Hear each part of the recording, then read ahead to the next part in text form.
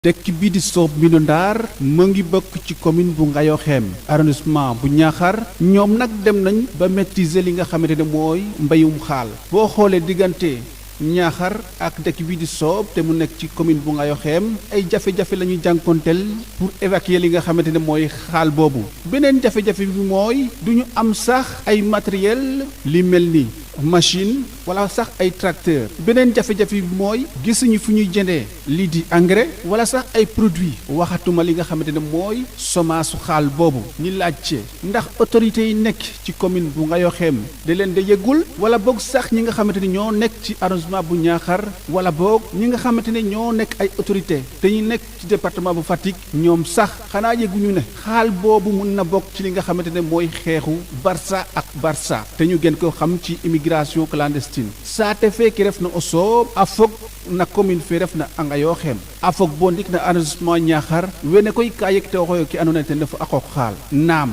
a njego ten jafe-jafe lool pour da mbaago njikoox ke andoona yee ten refu xaal fene yaam o garidanga bo Niakhar pour o rokiid no saate fe ref na o Soob pour jijik we problème maak a refida to sax problème a refa pour da mbaago njeg matériel ke andoona yee dena soxlawu pour da mbaago ngoox xaal fene nane no machine a mbaaganga njeg sax a tracteur a faax kooga wala boog sax engrais fe a looltoye aussi ke andoona yee ten refu engrais fe nga irananga sax pour da mbaago njikoyo njege aussi pour ma da njikta ke andoona yee ten refu xa tima xen xaal fene produit aussi pour xaal fe a ref jafe-jafe na den da lamtuwaye autorité ke andoona yee den ndefu na commune fe ref na a Ngayokhem fe o Soob a fog na sax ndax ka yegeyo o den wala boog ndax ka nga e den da suuroyo bo na arrondissement fe autorité ke ndef na arrondissement fe ka de ndax kan nga e den ndax kan yege den autorité ke andoona yee den ndefu na département fe kan yege ye keke awa fog no ke andoona yee ka ñoxora ke xa teɓanonga ye ndoka na gaala ke a ndeta bitim rew a qooqale xaal fe surtout koy na waxtu feke i ndef na ke xottonga no ngool utonge a damka bo ndik na septembre fe saate fe ka o Soob